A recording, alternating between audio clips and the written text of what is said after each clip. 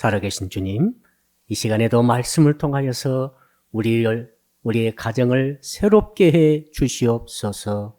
예수 그리스도 이름으로 기도합니다. 아멘.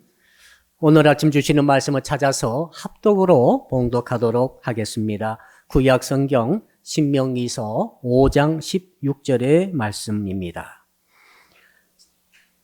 성경 가져오신 분들은 구약 성경 270쪽을 펴주시기 바랍니다. 신명기 5장 16절의 말씀을 읽을 때 우리 같이 한 목소리로 읽도록 하겠습니다. 시작. 너는 네 하나님 여호와께서 명령한 대로 네 부모를 공경하라. 그리하면 네 하나님 여호와가 네게 준 땅에서 네 생명이 길고 복을 누리리라. 아멘. 오늘 말씀의 제목 같이 한번 따라하겠습니다. 만족한 아버지, 행복한 어머니. 전 지금까지 살아오면서 제 아버님이 친가, 처가 할 것 없이 저에 대해서 만족해 했다는 느낌을 갖지를 못했어요. 저희 어머님이 저에 대해서 저 때문에 행복했다는 그런 느낌을 가진 적은, 그런 모습을 뵌 적은 별로 없는 것 같습니다. 오히려 반대로 아버님이 나에 대해서 불만족해 하신 것 같고, 제 어머님이 저에 대해서 참 슬퍼하신 적은 있었던 것으로 생각이 납니다. 고로 나는 불효자식이죠. 자, 우리 가운데는 어머니가 나 때문에 행복해하고 아버지가 나 때문에 만족해했던 분도 계실 것입니다. 그분은 아마도 효자일 것 같습니다. 이제 이 어버이날만 돌아오게 되면 우리 마음이 한쪽에 쓰라리고 아픈 것을 우리는 경험하고 있습니다. 그래서 어버이날이 안 왔으면 좋겠다. 그런 생각도 갖고 있습니다만은 어버이날은 매년 어김없이 우리를 찾아와서 이렇게 말씀 앞에 우리를 서게 만듭니다. 이제 어느덧 우리 부모들은 벌써 어른이 되셔가지고 어버이가 되고 말았습니다. 여기 오신 아버지들께 제가 여쭤보고 싶어요. 여러분들은 여러분의 자녀 때문에 만족하고 계십니까? 여기 어머니들이 오셨는데 어머니들께 여쭤봅니다. 어머니 여러분들은 여러분의 자녀 때문에 행복해하고 계십니까? 이런 질문 앞에 설 때마다 우리는 마음이 무거움을 느낍니다. 위로도 마음이 무겁고 아래로도 마음이 무겁습니다. 그래서 우리는 이런 기도가 우리 입에서 저절로 나오는 것을 경험합니다. 주님, 저를 긍휼히 여겨 주시옵소서. 주님, 저의 가정을, 저의 집을 불쌍히 여겨 주시옵소서. 성도 여러분, 이게 딜레마가 아니겠습니까? 인생의 딜레마 같아요. 처음에 이런 줄 몰랐어요. 사람이 산다는 것이 인생에 이런 것인 줄 모르고 결혼해서 가정을 이룬다는 것이 이런 것인 줄 모르고 살다 보니까 하나님의 말씀 앞에 서게 될 때마다 참으로 내가 빠져나올 수 없는 딜레마에 빠지고 말았다, 늪에 빠지고 말았다는 그런 생각이 들곤 합니다. 이럴 때 우리는 어디로 가야 합니까? 우리가 갈 곳은 정해져 있습니다. 한강이 아닙니다. 우리는 하나님의 말씀 앞에 서야 할 줄로 믿습니다. 말씀은 하나님의 따스한 품입니다. 하나님께서 우리에게 해답을 미리 마련하시고 예비하시고 저와 여러분을 딜레마에 빠져서 인생을 어떻게 할 것인가, 위를 쳐다봐도 무겁고 아래를 쳐다봐도 무겁고 해답을 발견할 수 없는 이 세상살이, 인생살이를 어떻게 할 것인가? 하나님께서는 이미 말씀 속에서 해답을 마련해 놓으시고 저 여러분을 오늘도 품에 안아주시는 줄로 믿습니다.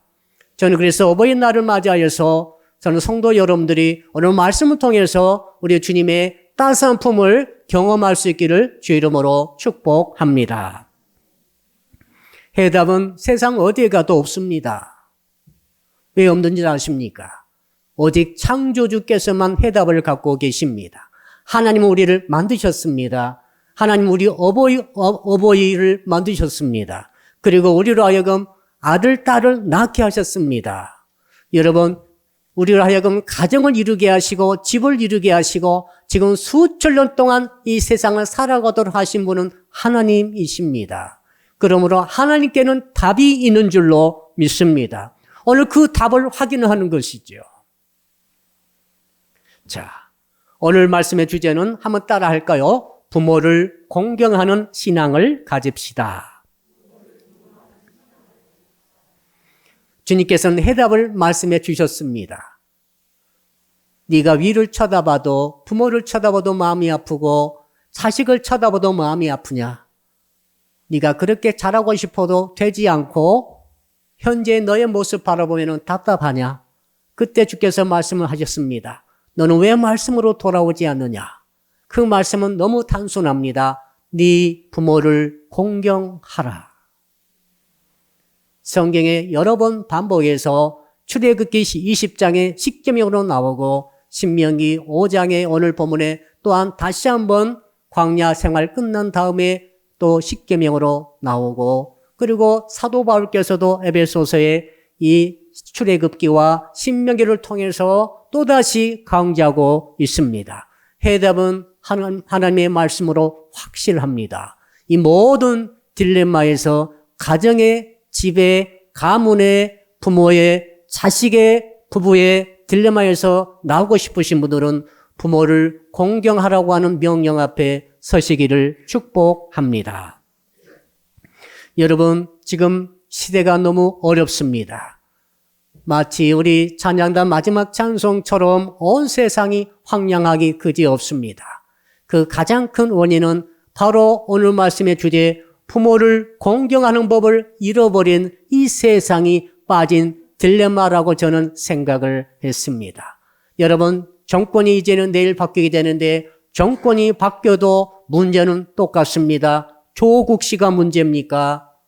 한동훈 씨가 문제입니까? 다 똑같은 문제를 가지고 있는 것이죠. 세상 사람이 무심령들이 많은 인구들이 다 똑같은 문제로 고생하고 고통 중에 지금 처해 있습니다. 문제의 원인이 무엇입니까? 하나님의 말씀을 지키지 않기 때문에 그렇습니다. 네 부모를 공경하라. 공경하지 않으면 문제는 해결되지 않는다는 것이 성경의 증거가 아니겠습니까? 여러분, 우리는 때때로 내가 당신을 좋아해도 될까요? 이렇게 물어볼 때가 있죠. 옆 사람 인사합시다. 내가 당신을 진정 좋아해도 될까요? 이것은 상당히 상대방이 나를 끌어당기는 것을 의미하고 있죠. 때때로 우리는 이렇게 고백하기도 합니다. 내가 당신을 사랑해도 될까요? 이것은 더 심각한 고백입니다. 생명을 바칠 수 있을 정도가 되어야 내가 당신을 사랑해도 될까요? 라고 고백을 하고 이게 자신이 없으신 분들은 이걸 바꾸세요. 내가 당신을 그냥 좋아해도 될까요? 근데 오늘 주님이 말씀하십니다. 너는 네 부모를 공경하라. 우리 옆 사람 다시 한번 물어봅시다. 내가 당신을 공경해도 될까요? 여러분, 공경이라고 하는 단어는 굉장히 무겁습니다. 그리고 차원이 다릅니다. 좋아한다고 고백할 수도 있고 사랑한다고 우리가 물어볼 수도 있겠습니다만은 공경해도 되냐고 물어보지는 않습니다. 왜 그런지 아십니까? 이 공경이라고 하는 단어는 히브리어로 카베드라고 하는 단어인데 이 단어는 오직 하나님께 쓰는 단어입니다. 신에게만 쓰는 단어가 공경이라는 단어입니다. 그런데 하나님께서는 너의 부모에게 이 단어를 써서 공경하라고 명령하고 있다는 사실이에요. 이 공경 카베드라고 하는 단어는 무겁다는 뜻입니다. 여러분, 무거운 게 얼마나 중요한지 아시죠? 아주 무거운 물건을 가벼운 것으로 착각하고 가볍게 취급하게 되면 뇌가 부서지는 것입니다. 한번 상상해 보십시오. 무거운 물건이 있는데 이게 가벼운 줄 알았어요. 가벼운 줄 알고 툭 받아들였더니 이게 한 수백 킬로가 된다 합시다. 그러면 등뼈가 나가겠죠. 허리가 나갑니다. 몸을 다칩니다. 아, 이게 무겁구나 하면은 어떻게 됩니까? 힘을 다 쏟고 이미 이 팔다리 근육에 불끈불끈 힘 준비하고 허리를 동여매고 준비해가지고 무겁기 때문에 무겁게 취급을 하고 무겁게 힘을 쏟아서 들어올릴 때 비로소 다치지 않고 감당할 수가 있게 되는 것이죠.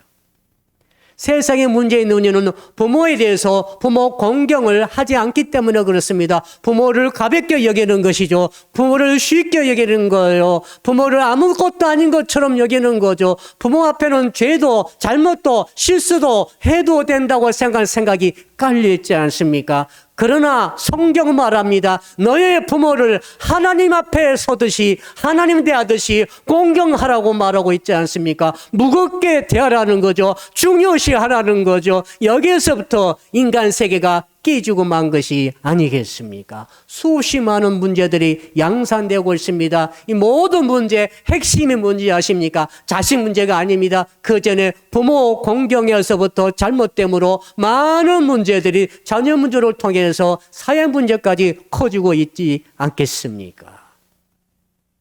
사랑하는 성도 여러분, 그러므로 우리는 어떻게 해야 됩니까? 한번 따라합시다. 부모를 공경합시다. 왜 부모를 공경해야 됩니까? 이유도 너무 자세히 말씀하고 있습니다. 오늘 본문에 보니까 이렇게 말하죠. 너의 부모를 공경하라. 그리하면, 이 그리하면이 뭡니까? 이 조건부죠. 네가 만약 네 부모를 네가 공경한다고 한다면은 그리하면 너의 생명이 길게 될 것이며 그리하면이 또 나옵니다. 2번 나오죠. 또 그리하면 네가 복을 누릴 것이다. 2가지를 하나님이 약속해 주고 계십니다. 여러분, 계명 중에서 유일하게 복을 약속하고 장수를 약속한 계명이 바로 오늘 본문의 제5계명인 것을 믿으시기를 바랍니다. 왜 하나님이 이렇게 하셨을까요? 부모를 공경하라. 다른 거 뭐 살인하지 말라, 간음하지 말라, 도둑질하지 말라, 네 여호와 하나님을 경외하라, 이런 것들, 이런 계명들은 말이죠. 이런 구체적인 복의 약속이 붙여 있지 않습니다만은 오직 제5계명 네 부모를 공경하라, 여기에만 2가지 계명이 붙었습니다. 뭡니까? 네 생명이 이 땅에서 길리라, 무병장수의 복을 약속하고 계십니다. 뿐만 아닙니다. 복이 있으리라, 복을 약속하고 있는 것입니다. 여러분, 그러니 어떻게 우리가 부모를 공경하는 것을 외면할 수가 있겠습니까? 한번 따라합시다. 부모를 공경하면 장수의 복을 받습니다. 요즘은 100세 시대가 되었죠. 거의 다 100세까지 갑니다만은 이 옛날 이때 당시는 말이죠. 평균 수명이 30세와 40세 사이였어요. 그 옛날 같으면 우리는 지금 거의 절반 이상은 여기 안 계실 것입니다. 다 이미 가신 게죠. 여러분 30세, 40세 다 죽게 되는데 그때 하나님께서 이 계명을 주셨습니다. 야, 너 장수할 수 있다는 거죠. 장수가 얼마입니까? 70, 80, 90, 100까지 가는 거예요. 그러니까 그때 당시 이 성경에 써질 당시에는 이 장수라고 하는 것은 굉장한 것이었습니다. 그만큼 드물었어요. 근데 이 장수의 계명, 엄청난 장수의 축복을 부모 공경에다 붙여놓으신 하나님의 의도가 뭡니까? 여러분, 꼭 필요하기 때문에 그렇습니다. 중요하기 때문에 그렇습니다. 요즘 의학자들이 말을 했죠. 이 참 장수의 가장 중요한 것은 감정의 다스림이다 그랬어요. 감정을 너무 상하지 마시기를 바랍니다. 여러분, 너무 상처를 입지 마시기를 바랍니다. 감정의 평안을 유지하고 감정이 안정되어 있고 이렇게 될 때에 그 사람이 장수할 수 있는 확률이 높아진다고 합니다. 여러분, 우리가 부모를 공경한다는 것은 부모와의 나와의 관계가 안정된다는 것을 말하고 부모와의 나와의 관계가 안정된다는 것은 다른 모든 관계 속에 안정을 찾는다는 것을 의미하죠. 아, 그러면 저절로 장수하지 않겠습니까? 그런 의미가 있다고 저는 생각합니다. 여러분, 부모 장수가 이 부모를 공경할 때 장수한다는 것은 말이죠. 이것이 덧붙여진다는 것은 반대를 우리는 꼭 생각해 봐야 됩니다. 반대의 급부가 있습니다. 만일에 어떤 사람이 부모를 공경하지 않는다고 한다면 어떤 일이 있습니까? 장수가 없는 것이죠. 이 땅의 생명의 명이 짧은 것입니다. 수명이 짧아지는 거예요. 성경이 많이 말하고 있지 않습니까? 압살롬은 아버지 다윗을 향하여서 칼을 들이댔습니다. 많이 보는 앞에서 아버지의 첩을 범했습니다. 그리고 이복 형님을 암논을 죽였습니다. 여러분, 이렇게 정말로 불악무도한 이 압살롬은 젊어서 죽었습니다. 성경이 말하고 있지 않습니까?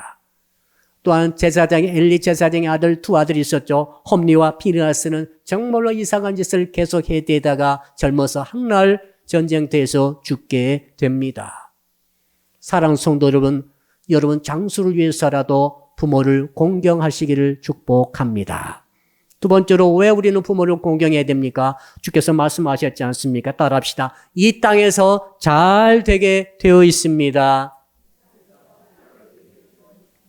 오늘 본문에 나와 있는 복을 받는다, 복을 누린다, 이 복이란 말이 야타브라고 하는 히브리어인데 이 뜻이 뭔가 하면은 좋은 게 다 들어있습니다. 성공한다 뜻이 들었고, 부를 많이 모은다 뜻도 들어있고, 형통한다 뜻도 들어있고, 행복하다는 뜻도 다 들어있어요. 이렇게 좋은 단어가 어디 있습니까? 이 야타브, 이 복을 주께서 약속하셨습니다. 누구에게입니까? 다른 거 아닙니다. 제5계명이죠. 네 부모를 공경하라. 그리하면 네가 이 땅에서 복을 누리리라. 우리 만군의 여호와 하나님의 언약의 말씀인 것을 믿으시기를 바랍니다. 이런 거 빨리빨리 믿어야 돼요. 예. 여러분, 그러므로 이렇게 장수의 복과 형통의 복을 다 같이 두 개나 주신다고 약속하신 데는 왜 그렇습니까? 부모를 공경한다는 것이 쉽지 않기 때문에 그렇습니다. 여러분, 사랑은 내리사랑이라고 그랬지 않습니까? 자, 시내머리 천마란 산에서 쭉 이제 북한강으로 흘러내려갑니다. 내려가면서 가만히 놔둬도 졸졸졸 내려갑니다. 할아버지, 할머니가 아버지, 어머니와 그리고 아들, 딸과 손자, 손녀를 사랑하는 것은 가만히 놔둬도 저절로 사랑합니다. 사랑에 되어집니다. 저절로 귀엽습니다. 저절로 정말로 다 주고 싶어요. 내리사랑이죠. 근데 여러분, 강물이 거슬러 올라가는 것 지금까지 보신 분 계십니까? 아, 북한강에서 물이 올라가더니 천마성 꼭대기까지 올라가더라. 보신 분 손 들어보세요. 한 분도 없죠. 사랑이 위로 올라가는 사랑이 힘들어요. 그래서 하나님께서 말씀하셨습니다. 그러나 너의 부모를 위로 공경해야 된다. 공경할 때 내가 너에게 복을 줄 것이고 내가 너에게 장수하게 하리라. 하나님께서 격려하시는 것이죠. 하나님께서 상을 걸어놓는 거죠. 유일한 계명입니다. 다른 계명 이런 상이 없어요. 왜 그러겠습니까? 우리가 인생을 살아갈 때 가장 중요한 핵심적인 것이기 때문에 그런 줄로 믿습니다. 아무쪼록 그러므로 성도의 우리는 나의 부모를 공경해야 할 줄로 믿습니다. 자, 그래서 성경에 보니까 하나님께서 공경의 이유를 설명하고 계십니다. 부모에게 뭘 주셨는가 하면 자녀 축복권을 주셨어요. 아브라함이 축복합니다. 이스마엘을 축복했습니다만 진짜 축복은 이삭을 축복합니다. 하나님의 축복은 이삭에게 흘러갑니다. 이삭이 쌍둥이 나는데 에서와 야곱을 낳는데 야곱이 도둑질을 해서 훔쳐서 그 장자의 축복권을 받아버렸습니다. 그래서 하나님의 축복이 야곱에게 흘러내려가죠. 에서가 아니라. 야곱이 12아들을 낳고 12아들을 전부 다 축복합니다. 그중에 특이한 게 요셉의 두 아들이 있었습니다. 므낫세와 에브라임이 있었는데, 자, 므낫세가 형이고 에브라임의 동생인데 축복 간수기도 할 때 손을 엇갈립니다. 오른손을 장남에게 해야 되는데 오른손을 차자인 에브라임에게 손을 얹어버림으로 하나님의 장자의 축복의 모든 흐름이 에브라임에게 임하는 것을 볼 수가 있습니다. 여러분, 하나님께서 부모에게 축복의 권세를 주셨습니다. 자녀 축복의 권세를 주셨는데 왜 그렇습니까? 하나님이 그렇게 정해놓으셨습니다. 이걸 바꿀 수가 없습니다. 그래서 부모들은 자녀를 축복해야 됩니다. 마음껏 축복하시기를 축원합니다. 그런데 말입니다. 내가 마음껏 자식을 축복하고 싶은데요. 어떤 자녀에게 축복이 가겠습니까? 아들, 딸이 하나라면 문제가 다르겠습니다만 아들, 딸이 셋, 넷 이렇게 여럿이 있을 때 옛날에는 6도 있었고 10도 있었습니다. 여러분, 어떤 자식에게 진짜 축복이 가겠습니까? 부모를 진실로 공경하는 자식에게 축복이 가지 않겠습니까? 또한 또 잠깐 되돌아보니까 여러분, 부모를 공경하지 않고 불경하며 여러 공경의 계명과 거리가 멀게 살아난 그 자식들에게 정말 가슴이 찢어지고 가슴에 칼을 맞은 듯이 피를 흘리는 부모들이 말이죠. 그 자식 때문에 걱정하고 근심하면서도 진짜 축복의 기도가 나가겠습니까? 여기 이제 문제가 생기는 것이죠. 하나님께서 보기에 그누시고 하나님께서는 부모를 통해서 자식에게 축복이 흘러가도록 통로로 이렇게 줄을 타고 내려가도록 만들어 놓으셨는데 여기에 이제 문제가 생기는 거죠. 축복의 통로가 막힐 때가 있습니다. 축복의 줄이 끊어질 때가 있습니다. 언제입니까? 부모를 자식이 공경하지 않을 때 아닙니까? 압살롬이 아무리 다윗의 자식이라 할지라도 그에게 축복이 끊어지지 않았습니까? 부모 공경이 없을 때 어떻게 하나님께서 복을 계속 주시겠어요? 그러므로 우리 자녀 입장에서는 꼭 이것을 명심해야 됩니다. 내가 혹시 부모님으로부터 이 축복의 흐름이 혹시 끊어지진 않았는가? 내 마음에 혹시 상처가 있고 아픔이 있고 무슨 좋지 못한 사건이 있어가지고 부모님과 더불어 관계가 끊어짐으로 관계가 깨어짐으로 말미암아 이 축복 흐름이 혹시 끊어지는 것은 아닌가라고 우리 스스로를 되돌아봐야 한다 그 말이죠. 언제 되돌아보겠어요? 세상에서는 어디 가도 이런 말을 안 해줍니다. 하나님께서 말씀하심으로 이런 말씀을 저도 드리고 있다는 사실이죠. 여러분, 그러므로 한번 따라합시다. 부모와 나 사이는 끊을 수가 없습니다. 부모와 나 사이는 연줄이 연결되어 있죠. 끊을 수 없는 혈육의 줄이 이어져 있습니다. 여러분 배를 다 까보십시오. 지금 까란 말이 아니라 까보시면 배꼽이 있습니다. 배꼽이 무슨 줄이죠? 그 탯줄의 자주가 아닙니까? 그게 뭡니까? 자, 사람 가운데 배꼽이 없는 사람 없는 거가 다 배꼽이 있어. 이거 무슨 말입니까? 부모와 나 사이에는 끊을 수 없는 줄이 연결되어 있습니다.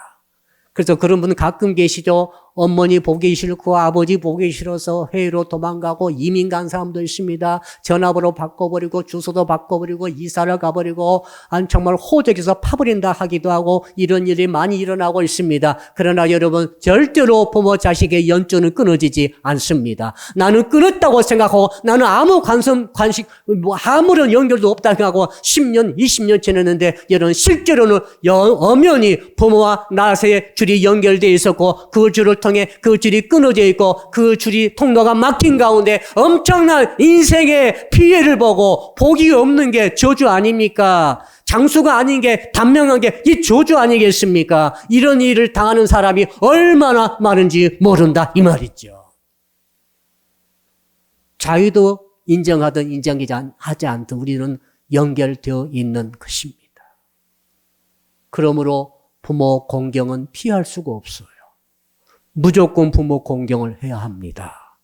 아멘 따라합시다. 무조건 부모 공경하겠습니다. 자, 두 번째로 왜 부모 공경해야 되는가 하면은 이렇게 말씀하고 있죠. 한번 따라합시다. 인간관계의 첫 번째 계명입니다. 사람의 행복의 비결은 관계에 있습니다. 돈 많이 버는 데 있지 않아요. 높은 지위에 올라간 게 절대 있지 않습니다. 관계를 중심하십시오.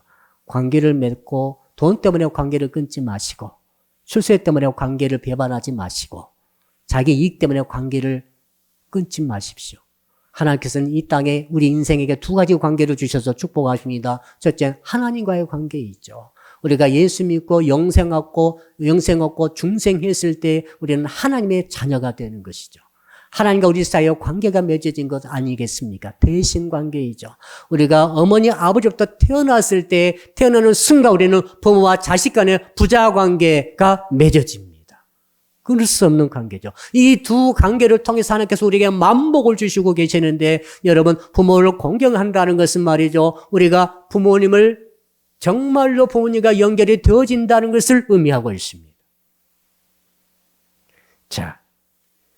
부모님을 진실로 공경하게 되면 말이죠. 제 5계명이죠. 그러면 6계명도 지키게 됩니다. 살인하지 말라.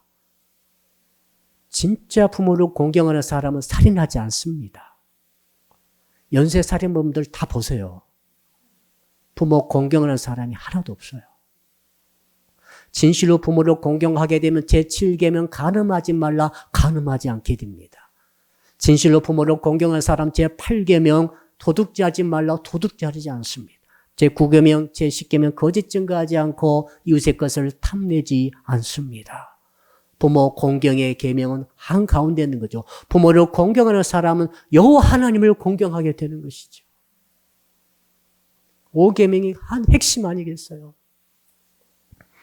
여러분, 부모를 공경하라는 제 5계명을 어기게 되면 어떻게 됩니까? 6, 7, 8, 9, 10계명이 무너지는 것이죠. 무너질 수 있습니다. 부모를 진실로 공경해야만이 다른 계명이 지켜지는 거예요.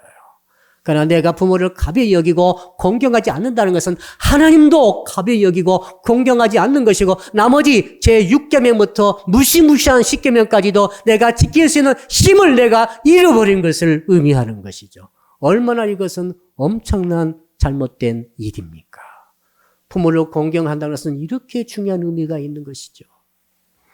여러분, 부모와의 관계가 무너지게 되면은 어떤 일이 있는가 하면은 스트레스가 증가합니다. 나도 모르게.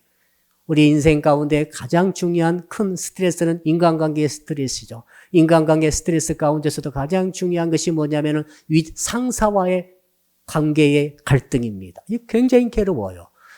자, 이 인간관계 상사의 윗사람과의 관계 중에 가장 먼저 다가오고 가장 치명적인 관계의 그 스트레스가 바로 부모와의 갈등이에요. 부모와의 관계의 갈등입니다, 이게.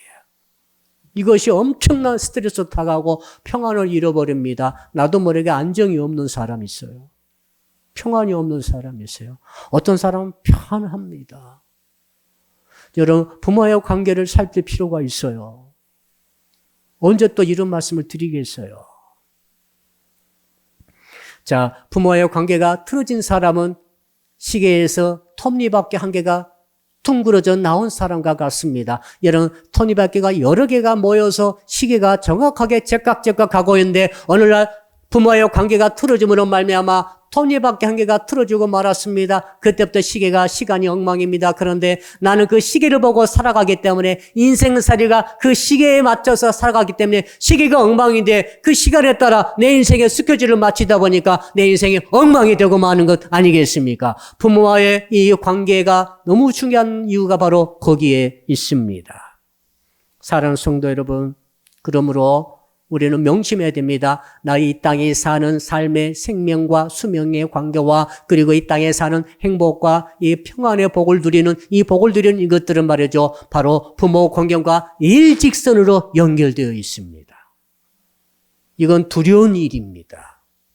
여러분들 절벽에서 밧줄에 나 지금 덜렁덜렁 매달려가지고 있다 합시다. 얼마나 심각한 일이야. 이거 놓치면 떨어져 죽는다 할 때 여러분 얼마나 땀을 흘리며 힘을 다여 그 밧줄을 잡고 있겠죠. 이게 내 구조줄이라고, 나의 구원줄이라고. 여러분, 부모 공경의 줄이 그와 같은 것입니다. 여러분, 그 부모의 공경줄을 놓친다고 한다는 것은 여러분 이 땅의 수명을 보장하지 못하며 이 땅에 여러분은 복을 받아 누릴 생각을 하지 못하게 된다는 사실이에요.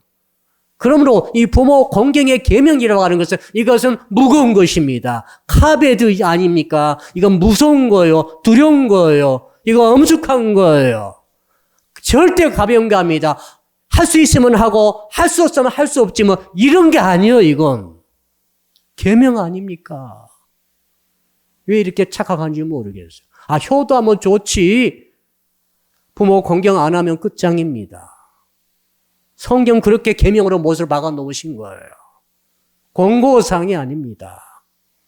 그러므로 도대체 그럼 어떻게 부모를 공경할 것입니까? 너무 많이 있습니다만 다 생각하고 두 가지만 말씀드립니다. 첫째는 한번 따라합시다. 부모를 용서함으로 공경하라. 어떤 분은 부모를 공경하라고 그랬더니 이렇게 말합니다. 나는 부모에게 너무 많은 상처를 받았다. 우리 부모님은 그 언행도 그렇고 인격도 그렇고 전부 부족한 것 투성이어가지고 내가 부모께 받은 것도 별로 없고 좋은 것 하나도 없고 오히려 많은 상처를 받았으므로 도저히 부모를 공경할 수 없다라고 하는 사람이 있습니다. 어떤 분은 목사 한 수 내일 받는데 오늘 못 받겠다고 퍽퍽 웁니다. 왜 우냐 했더니 아버지를 용서할 수 없어서 도저히 목회자가 되지 못하겠다고 울더라고요. 안수 받았는지 모르겠어요. 너무너무 심각한 문제입니다. 여러분, 말씀드렸지 않습니까? 이런 말이 있습니다. 자, 부모는 말이죠. 자식에게 상처받을 수 있습니다. 부모가 자식에게 받은 상처는 물에 새긴다는 거예요. 자식이 아무리 악독하고 아무리 독한 짓을 하고 그런 언행을 했다 할지라도 자식이 조금만 잘해주게 되면 부모는 그 모든 한을 다 물에 씻어내 버립니다. 자식은 그렇지 않아요. 자식은 부모에게 받은 상처를 다 기억하고 있습니다. 어릴 때일수록 더 많은 상처를 받아가지고 이 마음의 돌판에다가 굳건히 새겨놓고 있어가지고 부모가 많이 잘해줘도 그때 그 상처가 계속 생각이 나면서 그 상처 때문에 부모를 용서하지 못한다고 말하면서 용서하지 못할 때가 있어요. 그건 힘든 일입니다. 그렇게 인간은 구조가 되어 있어요. 그러나 여러분 기억하십시오. 오늘 주께서 왜 계명으로 못을 박아놓은지 아시겠죠? 너희 부모가 못났다 할지라도 부족하다 할지라도 네가 부모에게 말로 했으면 상처를 받았다 할지라도 내가 너에게 명령한다. 네 이건 제5계명이다. 네 부모를 공경하라. 타협점은 없어요. 가운데쯤 없어요. 무조건 부모를 공경해야 되는 것이죠. 그런 부모를 공경하려고 하는데 계속 마음에 상처가 나를 찌릅니다. 어떻게 공경할 수 있습니까? 용서해야 되는 것입니다. 속으로 상처 때문에 아프고 용서하지 못하고 있는데 내가 부모를 공경할 수 있습니까? 그는 공경은 불가능합니다. 공경 속에는 존경이 들어있는 거죠. 존엄이 들어있는 거죠. 중요시하는 것이 들어있습니다. 그래서 용서가 필요합니다. 먼저 용서할 때 그 다음에 공경의 단계로 들어가면서 부모와의 관계가 회복되는 것이 아니겠습니까? 사랑하는 성도 여러분, 그러므로 지금 부모님이 살아계신 성도 여러분들은 기회를 놓치지 마시고 부모와의 모든 관계를 실질적으로 화해하시고 용서하시기를 축복합니다. 그러나 부모님이 돌아가신 분들은 어떻게 해야 됩니까? 돌아가신 분들 정말 믿음 안에서 용서의 깊은 경험을 할 수 있기를 바랍니다. 어떻게 인력으로 이것을 용서할 수 있겠습니까? 여러분, 인력으로는 불가능하다는 사실을 아십시오. 그래서 예수께서 오셨지 않습니까? 예수께서 왜 피를 흘리셨습니까? 뭐 하려고 십자가 못 박혀 돌아가셨습니까? 용서 때문에 돌아가신 줄로 믿습니다. 우리는 아무 행위도 하지 않았습니다. 그러나 우리 죄인된 우리를, 원수된 우리를 우리 예수께서는 다 죄를 담당하시고 대속의 죽음을 십자가에서 다 담당하심으로 용서해 주신 줄로 믿습니다. 우리에게는 복음이 있습니다. 우리는 예수님이 계신 거죠. 우리 예수의 피에 그 엄청난 십자가의 은혜가 우리에게 주어져 있지 않습니까? 그래서 우리는 십자가 붙들고 우리 부모에게 받은 모든 상처를 용서를 하는 것이죠. 예수님만이 가능한 일이죠. 할렐루야. 그래서 오늘 말씀이 너무너무 중요한 것입니다. 1년에 한 번 있는 어버이 주를 맞이해요. 아직도 부모님을 용서하지 못한 분이 계시다고 한다면 우리 주 예수 그리스도의 보혈을 힘입어 용서하시기를 바라고 진실로 부모를 공경할 수 있기를 바랍니다.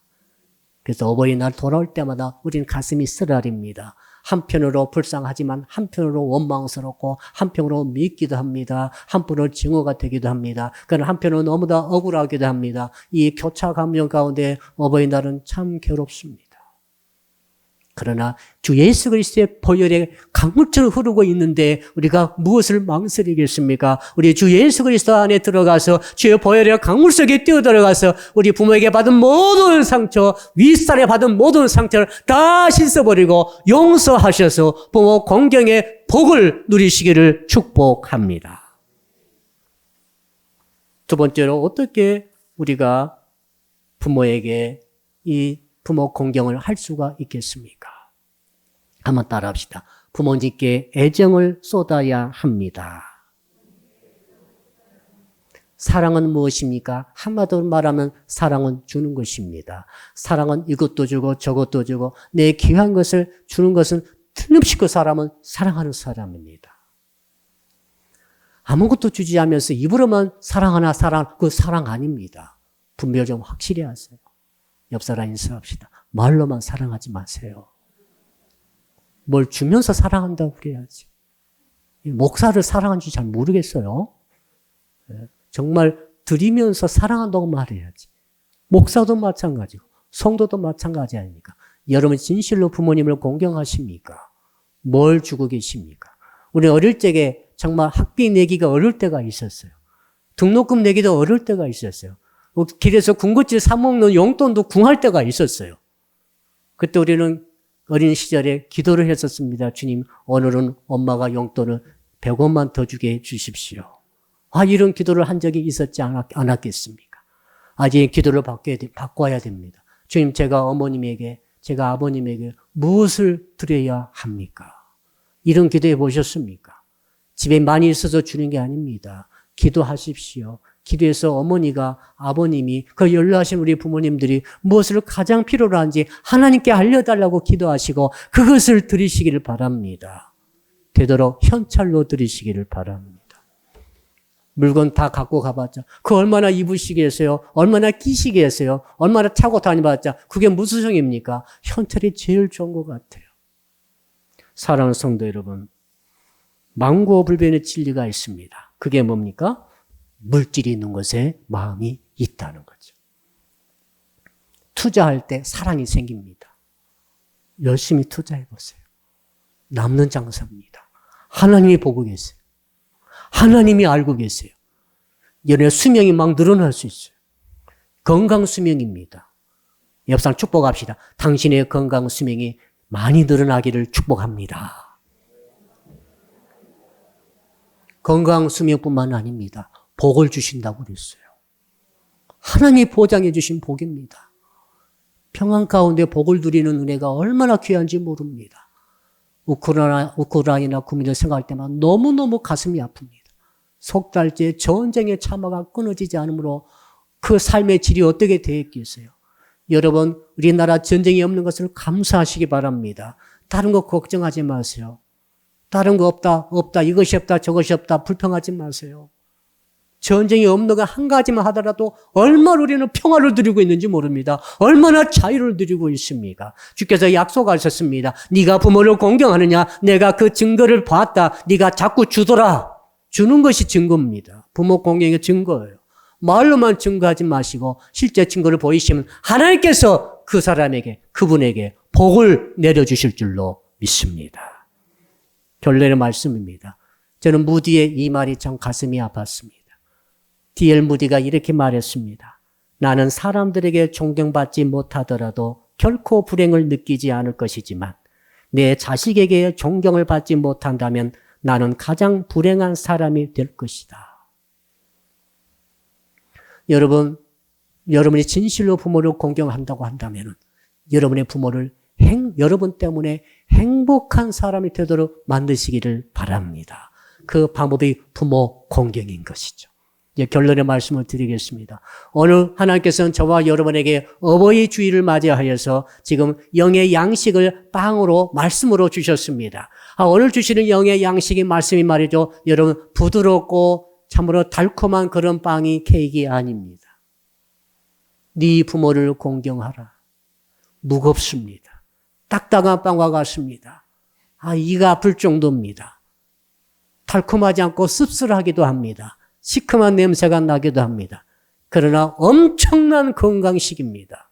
여러분이 부모 공경이라고 하는 하나님의 영의 양식을 씹어 드시기를 간절히 축복합니다. 꼭꼭 씹어서 여러분 삼켜서 소화시키기를 축복합니다. 그 안에 뭐가 들어있습니까? 장수가 들어있고 그 안에 뭐가 들어있습니까? 이 땅에 복이 들어있습니다.